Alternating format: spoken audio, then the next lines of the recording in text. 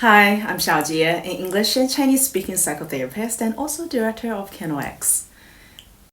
Are you an HR professional or company head and you're considering hiring full-time psychotherapists for your team? It's great that you're taking care of the mental well-being of your employees, and I hope this video will help you understand what it means to hire in-house therapists.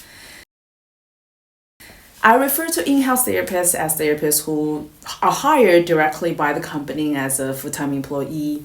Previously, I mentioned the concept of on-site therapist, where therapy is provided at the employee's workplace within the therapist's physical presence in the office, and the therapist can be internal or external. Today, I want to bring your attention to the therapist's relationship with the employer and its impact on two things: the accessibility and the therapy quality. Now, first, let's look at the accessibility of therapy services provided by an in-house therapist. Remember, in China, we still need to be sensitive to the stigma surrounding going to see a therapist, as it still exists. If you work for an international school or embassy, feel free to skip this video, as working environment and culture can be quite different from corporate settings. First, in-house therapists mostly work during the office hours, so they are also on-site therapists. For people who don't want to be known that they use the service, they do not want to go. This excludes majority of high-ranking staff in the company, the directors and above, who are the backbones of the company and whom the company really needs to rely on their optimal performances.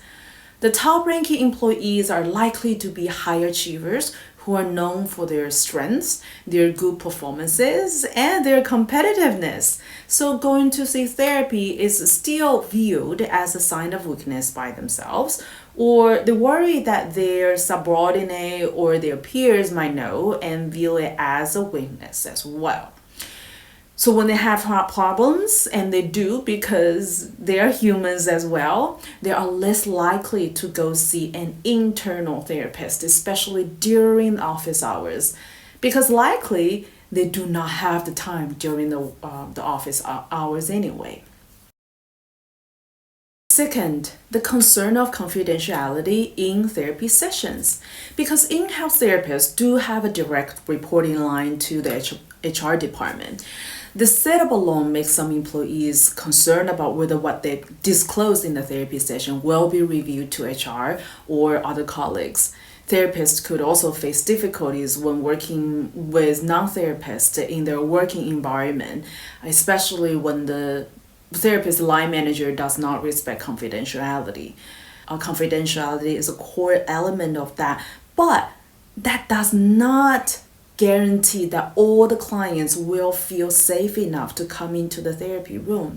Even when they do go see a therapist, they could be reluctant in share what what's really bothering them and what they're really going through, which essentially compromise the therapy outcome.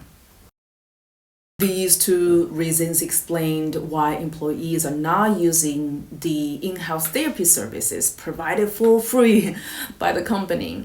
And this could essentially easily be avoided by hiring external therapists. In my next video, I want to talk about another aspect of having an in-house therapist, and that is the therapy quality. How on earth would that be different? An internal therapist and an external therapist would have a different impact on the therapy quality. So stay tuned and you will find out. In the meantime, feel free to get in touch with me if you are actively working on mental health for the employees at your workplace. I would love to hear from you.